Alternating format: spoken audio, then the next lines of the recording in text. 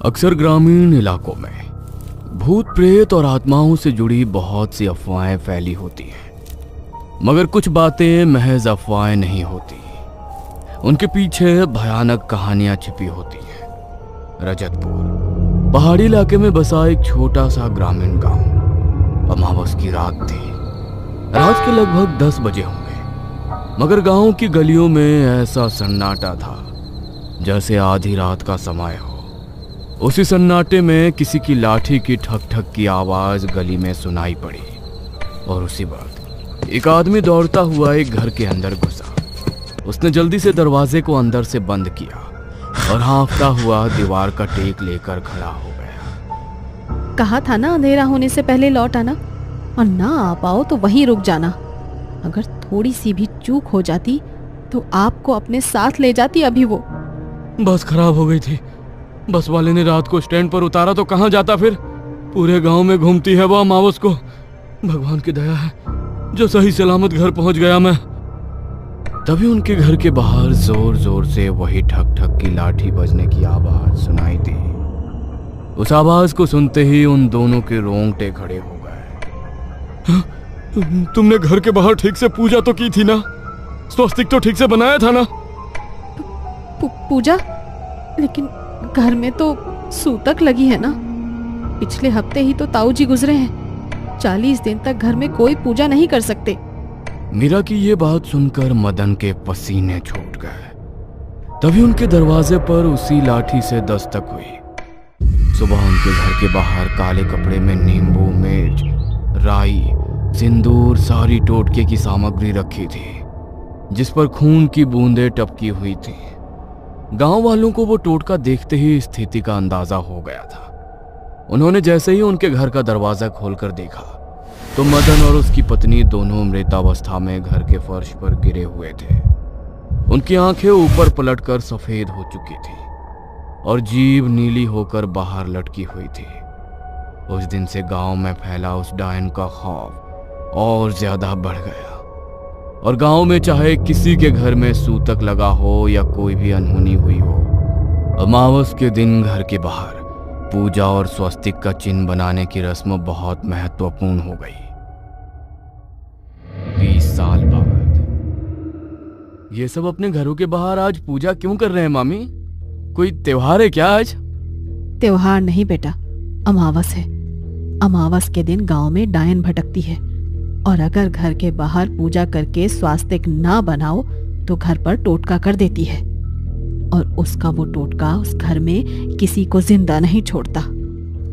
कहते हैं कि आज से लगभग 30 साल पहले इस गांव में एक औरत अपने बेटे की मौत के बाद पागल हो गई थी और उसे वापस जिंदा करने के लिए उसने डायन तंत्र सीखा और लोगों के घरों के बाहर अमावस की रात को टोटके करके रखने लगी। जिसके भी घर के बाहर वो टोटका करके रखती थी, अगले दिन उस परिवार के सारे लोग मरे हुए मिलते थे। गांव वालों का कहना था कि इन लोगों की बलि देकर वो अपने बेटे को जिंदा करना चाहती है। इसीलिए एक रात गांव वालों ने उसे रंगे हाथों पकड़ लिया और गांव के चौराहे पर उसे मार डाला। लेकिन मरने के बाद भी उसकी आत्मा गांव में हर अमावस भटकती रही और वही टोटके हर अमावस होते रहे। लोगों ने इसका निवारण करने के लिए एक बड़े ही सिद्ध पंडित जी से बात की तो उन्होंने इसका निवारण यही बताया। अमावस के दिन घर के बाहर पूजा करके अगर स्वास्तिक बना दिया जाए तो इसकी सकारात्मक शक्ति से वो कोई टोटका कर ही नहीं पाएगी। क्या मामी, आप भी आज के जमाने में भी ऐसे अंधविश्वास में मानती हो आप? ऐसा कुछ नहीं होता। तुम शहर में रहते हो बेटा, इसीलिए इन बातों पर यकीन कर पाना तुम्हारे लिए मुश्किल है। लेकिन हर अमावस को उसकी लाठी की आवाज सुनाई देती है सबको। मैं भी बस अभी पूजा करने ही जा रही हूँ, अंधेरा होने वाला है। सावित्री पूजा करने जा ही रही थी, तभी महेश के जोर से चीखने की आवाज आई। वो लोग भागकर उसके पास गए तो महेश सीढ़ियों से नीचे गिर गया था और उसके माथे पर गहरी चोट लग गई थी। उनके माथे से काफी ज्यादा खून बह रहा था। मामा जी के सर पर तो बहुत ज्यादा चोट लग गई है मामी जी, इन्हें तो हॉस्पिटल लेकर जाना पड़ेगा। हाँ जतिन रागिनी, मैं तुम्हारे पापा को लेकर हॉस्पिटल जा रही हूँ। तुम लोग घर के बाहर पूजा करके स्वास्तिक बना देना। और सुनो, पूजा करने के बाद सारे खिड़की दरवाजे बंद कर लेना, और चाहे कुछ भी हो जाए घर से बाहर मत निकलना। मैं तुम्हारे पापा के साथ हॉस्पिटल से कल सुबह ही लौटूंगी। सावित्री महेश को लेकर अस्पताल के लिए निकल गई। उसने पूजा की थाली तैयार कर रखी थी। रागिनी जैसे ही अंदर पूजा की थाली उठाने के लिए गई तो उसमें रखा कपूर नीचे गिर गया। जतिन, रागिनी, वरुण और उसकी बहन सोनाली सब घर के बाहर थाली लेकर पूजा करने के लिए गए। उन लोगों ने वहां पर पूजा तो कर दी, लेकिन पूजा की सामग्री में कपूर नहीं था और स्वस्तिक बनाना भी उन लोगों के ध्यान से उतर गया। पूजा करने के तुरंत बाद उन्होंने घर के सब खिड़की दरवाजों को अंदर से बंद कर लिया। आपने इतनी जल्दी घर को बंद क्यों कर दिया? कम से कम खिड़की तो खोल लो, बहुत घुटन हो रही है। नहीं दीदी, माँ ने बताया ना आज की रात कितना खतरा रहता है सब गांव वालों को उस डायन से। उन लोगों ने भी उनसे ज्यादा सवाल जवाब नहीं किए और सब साथ में बैठकर मूवी देखने लगे। सावित्री का भी कॉल आया कि महेश की तबीयत अब ठीक है। लगभग 11:30 बजे सब एक ही रूम में सो गए, मगर जैसे ही घड़ी में ठीक 12 बजे सोनाली के कानों में ठक ठक की आवाज पड़ी। उस आवाज से सोनाली की नींद टूट गई। उसने उठकर देखा तो कमरे के बाहर की तरफ से उसे फिर से वही ठक ठक की आवाज सुनाई दी। ये कैसी आवाज है? शायद मेरा वहम है। सोनाली उस आवाज को इग्नोर करके वापस सोने के लिए लेट गई, मगर थोड़ी देर बाद उसे प्यास लगी। उसने कमरे में पानी की बोतल ढूंढी, लेकिन बोतल में पानी खत्म हो चुका था। वो पानी पीने के लिए किचन में गई। तभी उसे अपने पीछे से फिर से जमीन में लाठी बजने की आवाज सुनाई दी और एक आवाज उसके कानों में पड़ी। बहुत प्यास लगी है, मुझे भी पानी पिला दो। वो आवाज सुनते ही सोनाली के हाथ से पानी का गिलास छूट कर नीचे गिर गया। वो जैसे ही पीछे मुड़ी तो काली साड़ी पहनी एक बेहद बूढ़ी औरत, जिसका चेहरा पूरी तरह झुर्रियों से भरा था, बाल बुरी तरह बिखरे हुए थे और उसके हाथ में एक लकड़ी की लाठी थी जिसे वो बार बार जमीन पर मारती जा रही थी। अचानक देखते ही देखते उसकी आंखें पूरी तरह ऊपर को पलटकर बिल्कुल काली हो गईं। सोनाली उसे देखकर बुरी तरह डर गई। उसने चिल्लाने की कोशिश की, लेकिन उसके गले से कोई आवाज निकली ही नहीं।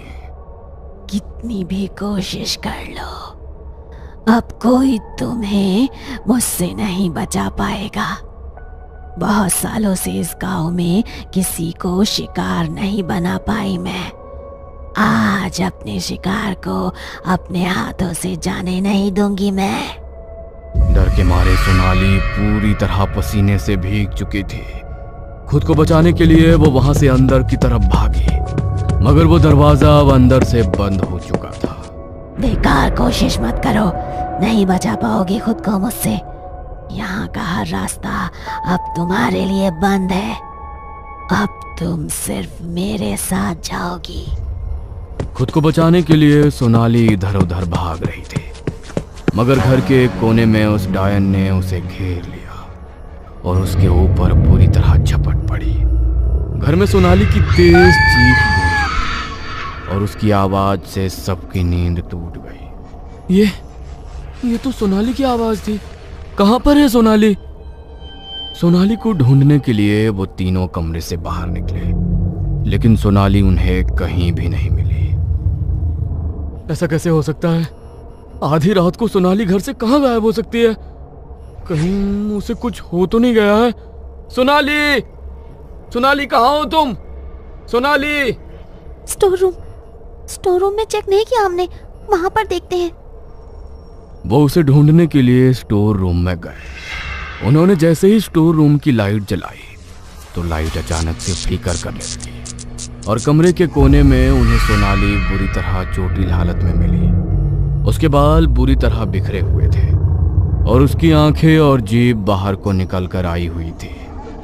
उसे देखकर उन तीनों की चीख निकल गई। वरुण ने उसे गोद में उठाया और उसे दूसरे कमरे में लेकर गया। उन्होंने उसकी सांस और नब्ज चेक की, मगर सोनाली की सांसें थम चुकी थी। कैसे हुआ ये सब? कैसे मर सकती है सोनाली? कहीं मैं कोई बुरा सपना तो नहीं देख रहा? किसने मार डाला मेरी बहन को? इंसान की ऐसी हालत तो तभी हो सकती है जब उसे उस डायन ने मारा हो, लेकिन हमने तो घर के बाहर पूजा भी की थी, तो फिर उसने सोनाली पर हमला कैसे किया? इसका मतलब जरूर पूजा करने में हमसे कोई चूक हुई है, और अगर उसने सोनाली को मारा है तो इसका मतलब वो हमारे घर के अंदर घुस चुकी है। वो हमें भी नहीं छोड़ेगी। मुझे बहुत डर लग रहा है भैया। अब क्या करेंगे हम? हम तो जानते भी नहीं ये सब क्यों हुआ है। सब तो ठीक से किया था हमने। तभी घर में फिर से वैसी ही लाठी बजने की आवाज आने लगी। उस आवाज को सुनकर उन तीनों के रोंगटे खड़े हो गए और जतिन ने दरवाजे को अंदर से कड़ी लगाकर बंद कर लिया। लगता है कोई बहुत बड़ी भूल हुई है हमसे, और इसीलिए वो डायन हमारे घर के अंदर प्रवेश कर गई है। हमें खुद का बचाव करना होगा। मैं भानु काका को फोन करता हूँ, शायद वो हमें इसका कोई निवारण बता सके। जतिन ने जल्दी से गांव के पंडित भानु काका को फोन किया और उसे सारी बात बताई। तो उसकी बात सुनकर पंडित जी भी बुरी तरह डर गए। तुम लोगों ने ठीक से पूजा तो की थी ना, और पूजा करने के बाद घर के बाहर स्वस्तिक बनाया था ना?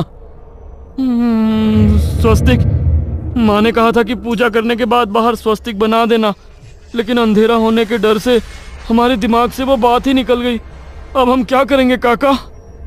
हे भगवान, ये क्या किया तुम लोगों ने? बहुत बड़ा अनर्थ हो गया है ये। उस डायन को काबू करने का बस हमारे पास ये एकमात्र तरीका था। पता नहीं अब कैसे मैं तुम सबको उससे बचा पाऊंगा। पंडित जी के आगे कुछ और बोलने से पहले ही फोन डिस्कनेक्ट हो गया। जतिन ने उन्हें कॉल लगाने की कई बार कोशिश की, लेकिन उनके पास कॉल लगी ही नहीं। तभी कुछ मिनट बाद उनके घर के दरवाजे को किसी ने जोर से खटखटाया और उसी वक्त उन तीनों की सांस उनके हलक में अटक गई। इतनी रात को कौन आया होगा भैया? मुझे लगता है वही डायन हमारा ध्यान भटकाकर हमें कमरे से बाहर निकालना चाहती है। इस कमरे में भगवान की मूर्ति है। हमें यहाँ से बाहर नहीं जाना चाहिए। डरो मत बच्चों, मैं हूँ तुम्हारा भानु काका। जतिन बिना कुछ सोचे समझे कमरे से बाहर दरवाजा खोलने के लिए चला गया। तभी रागिनी के दिमाग में एक बात आई और वो जोर से चिल्लाई, रुक जाइए भैया, बाहर मत जाइए। वो भानु काका नहीं है। अमावस की रात कोई अपने घर से बाहर नहीं निकलता। मगर तब तक बहुत देर हो चुकी थी। इससे पहले कि जतिन वापस कमरे के अंदर आ पाता, जमीन पर उसी लाठी की ठक ठक सुनाई दी और वो डायन जतिन के सामने आकर खड़ी हो गई। उसे देखकर जतिन जोर से चिल्लाया और वो डायन उसके ऊपर झपट पड़ी। उसे देखकर डर से रागिनी बुरी तरह चिल्लाने लगी और जतिन को बचाने के लिए वो कमरे से बाहर भागी। तभी वरुण ने उसे कमरे के अंदर खींचा और जल्दी से दरवाजा बंद करके अंदर से उसकी कड़ी लगा ली। प्लीज मुझे जाने दो भैया, वो मेरे भैया को मार डालेगी। शांत हो जाओ रागिनी, मैं जानता हूँ कि तुम जतिन को बचाना चाहती हो। अरे सिर्फ तुम ही नहीं, मैं भी उसे बचाना चाहता हूँ, लेकिन हम चाहकर भी उसे नहीं बचा सकते। हमारे पास ऐसी कोई सिद्धि, कोई शक्ति नहीं है जिससे हम उसका सामना कर सके। नहीं, मैं अपने भैया को इस तरह से उसके हाथों मरने नहीं दूंगी।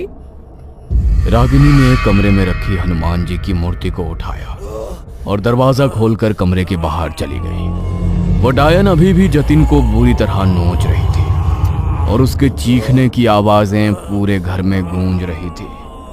वो दौड़ती हुई हनुमान जी की मूर्ति लेकर वहां पर आ गई। उसने जैसे ही हनुमान जी की मूर्ति को उस डायन से स्पर्श किया तो वो बुरी तरह चीखने लगी और बौखलाती हुई बंद दीवार से घर के बाहर गायब हो। उसी वक्त रागिनी ने हनुमान जी का नाम लेते हुए निडर होकर उनकी मूर्ति को घर के बाहर रख दिया और दरवाजा बंद करके अंदर आई। वरुण और वो मिलकर जतिन को अंदर लेकर गए उसके शरीर पर बहुत सारी चोट लगी थी और हर जगह पर हुई खरोंचों से लगातार खून बह रहा था। रागिनी ने जल्दी से उसकी बॉडी के घाव साफ करके उन पर बैंडेज किए, मगर तभी जतिन की आंखों से आंसू बरस पड़े। अगर आज तूने ये हिम्मत ना की होती तो वो डायन मुझे मार ही डालती। तूने अपनी जान जोखिम में डालकर मेरी जान बचाई। अगर तुझे कुछ हो जाता तो पगली। मेरे होते हुए मैं आपको कुछ नहीं होने दूंगी भैया। तभी जतिन के फोन पर भानु काका का फोन आया। रागिनी ने उनका फोन रिसीव करके उन्हें पूरी बात बताई तो भानु काका के भी रोंगटे खड़े हो गए। उन्होंने उसे हिम्मत दी और अब कमरे से बाहर निकलने को सख्त मना किया और अपनी रुद्राक्ष की माला गले में धारण कर अपने सभी शिष्यों के साथ गांव के मंदिर की ओर निकल पड़े। जब रागिनी उस डायन से सामना करने के लिए इतनी हिम्मत कर सकती है तो आज तक हम उसे खत्म करने की हिम्मत क्यों नहीं कर पाए, ये जानते हुए भी कि इस संसार में भगवान से बड़ी कोई शक्ति नहीं, तब भी हम उससे डरते रहे। उन्होंने आधी रात को मंदिर के कपाट खोले और मंदिर के प्रांगण के बीचों बीच यज्ञ कुंड जलाकर उन्होंने बजरंग बाण का पाठ करना शुरू किया। उसी वक्त गांव में उस डायन के जोर जोर से चीखने की आवाजें सुनाई देने लगी और मंदिर की घंटियां जोर जोर से बजने लगी। घंटी की ध्वनि से गांव वालों का मन कुछ शांत हुआ। तभी जोर जोर से चीखते हुए वो डायन मंदिर की तरफ खींची चली आई। तभी पंडित जी ने अपने शिष्य को इशारा किया और उसने उस डायन पर गंगा जल का छिड़काव कर दिया। गंगा जल का स्पर्श पाते ही वो और बुरी तरह तड़पने लगी और एक काले धुएं के रूप में मंदिर में जल रही ज्योत में समाकर आसमान में कहीं विलीन हो गई। उस रात के बाद फिर कभी किसी अमावस को गांव में उसका साया किसी को दिखाई नहीं दिया और ना ही कोई टोटका किसी के घर के बाहर मिला। गांव में सब हादसे होने भी हमेशा के लिए बंद हो गए, मगर उस एक रात ने सोनाली से उसकी जिंदगी छीन ली। काश वो उस रात कमरे से बाहर ना निकली होती या उसकी चीखें अगर उन लोगों तक पहुंच गई होती तो आज शायद वो भी जिंदा होती।